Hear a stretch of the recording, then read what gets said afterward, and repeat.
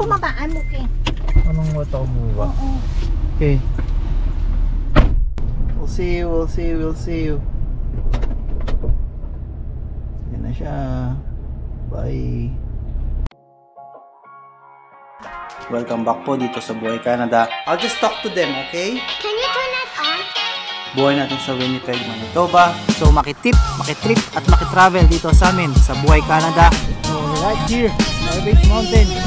Pinalik ng park. Dito kami yan sa Sinclair Park. Say hi ka naman sa mga fans mo dyan. Guys! And this is my Tinitesting niya eh, kung kaya niya eh. Wow. Mamaya may aalis na bata. Excited ka na ba?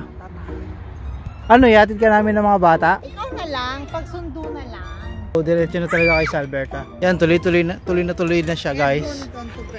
Ayan si Aisha. Ang oras lang ngayon ay alas 8 na ng hapon. So bali sinisulit na lang namin to kasi nararamdaman na namin yung lamig. Palamig na ng palamig in the morning. Tapos pabilis ng dumilim. Bike lang kami papunta rito. I-remember nung pumunta tayo dito, maliliit lang yung mga to, no? Yan, ngayon lalaki na nila, oh. The best part of being a parent is to see your children grow up. Alam mo kung ano yung sad part? Is to see them grow up. Let's go. Oh. Lagi ko na lang sa gitna.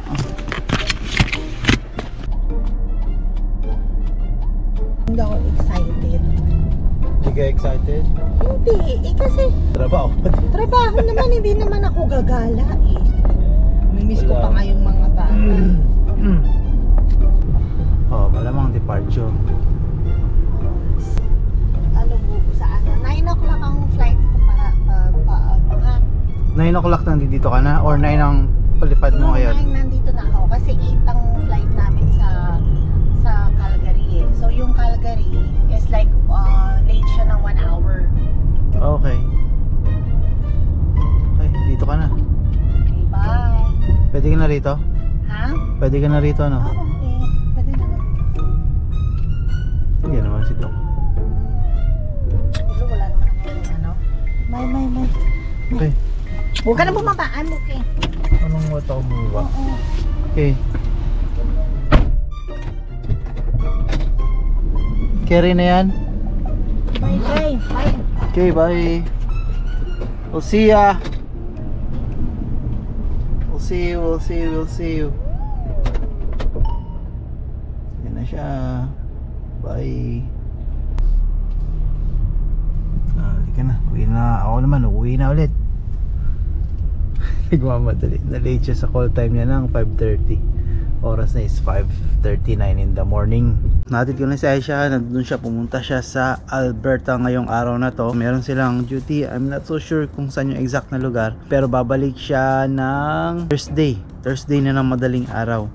So nandun na siya ngayon. I think ang flight niya is around 7 AM. Kung nakita nyo 5:30, madilim na. Dati 5:30 maaraw na kasing parang ganito. Ngayong araw na to, ako may iwan sa mga bata. Off ko ngayon sa Macto. And that's it.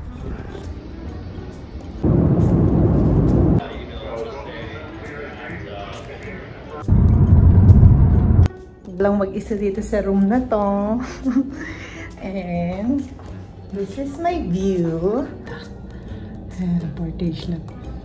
Portage La Prairie. Grand Ferrari. Yan, ito lang room ko. Oh, where are we going now? Medyo mausok anak. Let's go to Spot Park. Let's go. Ate Risi, dito tayo daan. Sa kabila. Yeah, go. We'll go to the park. Yay! Oh, galing na mag-bike ni Risi, oh. You know.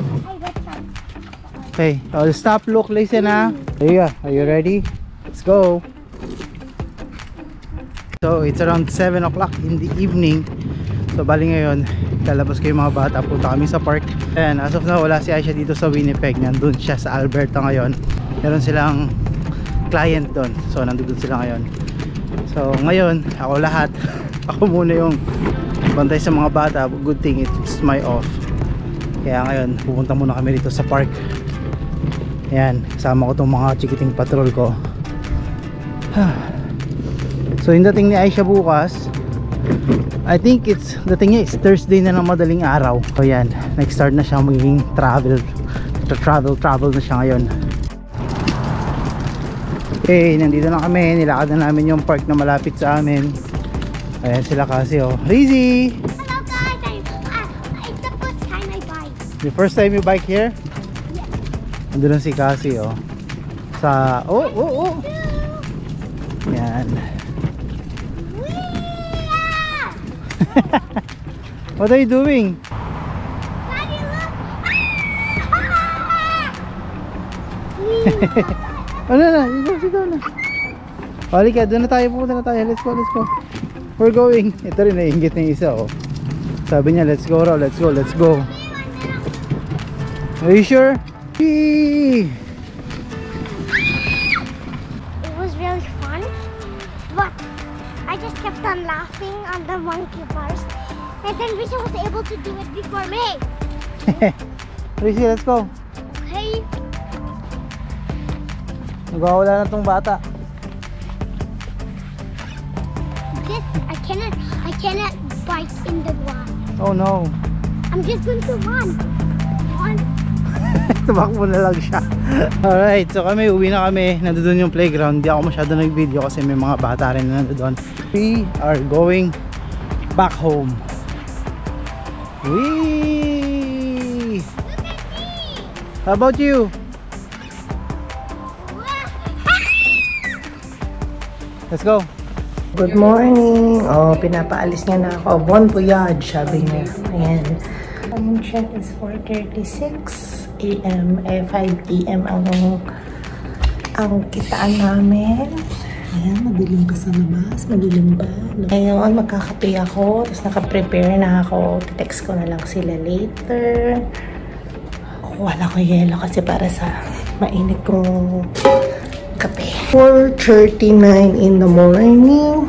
Tapos itong outfit natin ni-request ng aking boss na mag-uniform daw kami.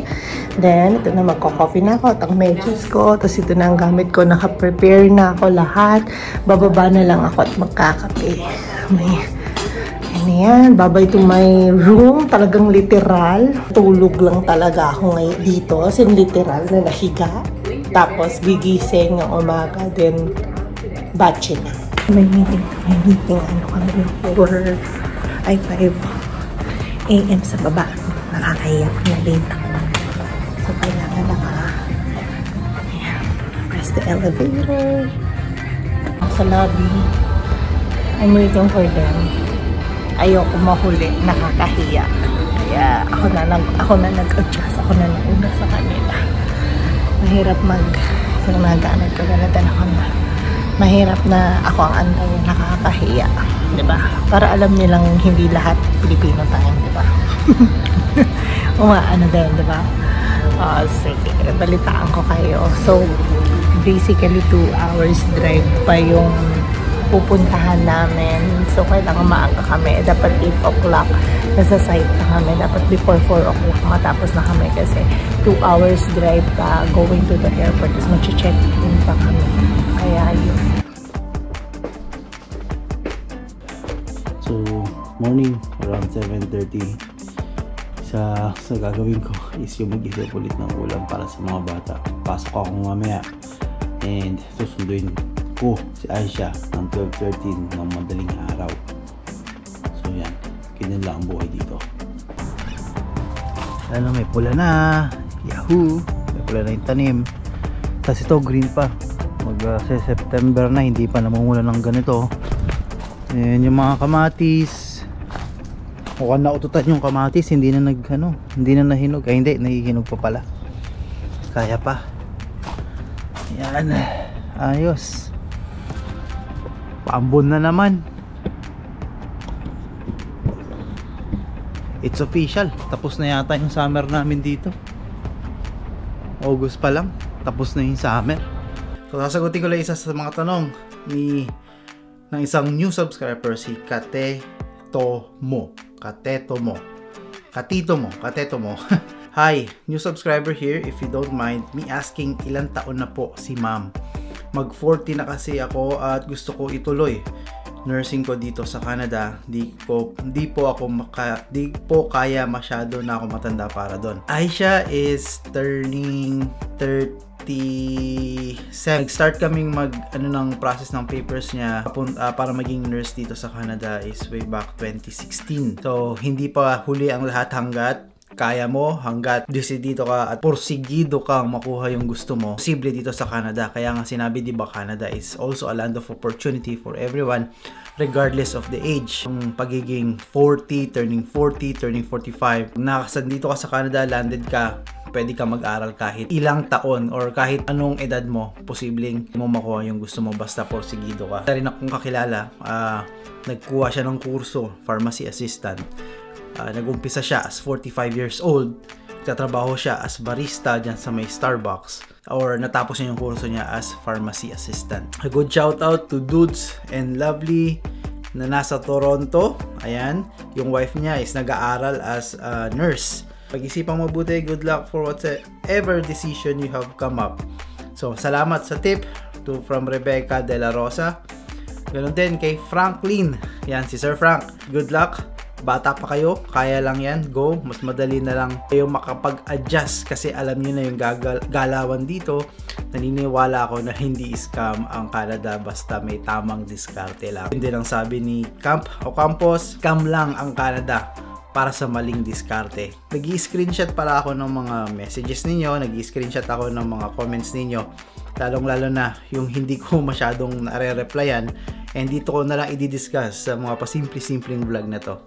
So again, dito ko na lang tatapusin tong video na to kasi papasok pa ako, and then pagkatapos pumasok, pupunta at susunduin ko naman si Aisha na galing sa duty dyan sa Alberta. So interviewin ko siya mamaya, susunduin namin siya ng mga bata kasi ang be around 12 midnight to 12:30. So makitrip at makitravel dito sa buhay sa Canada, and we'll see you on to the next one.